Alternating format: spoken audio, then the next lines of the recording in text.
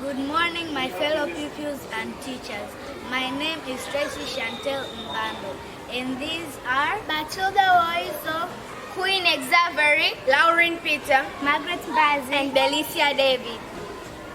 In front of you, we are grade 5 pupils.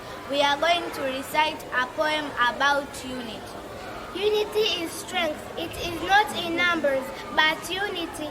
That is our great strength lies. Unity is powerful. Even the weak becomes strong when there is unity.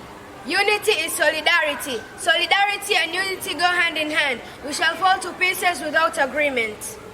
Unity is teamwork. When there is teamwork and collaboration, wonderful things will be achieved. Unity is success. Coming together is a beginning. Working together is success. Unity is strength. Unity is powerful. Unity is solidarity. Unity is teamwork. Unity is success. Unity is essential in every aspect of life. We must do our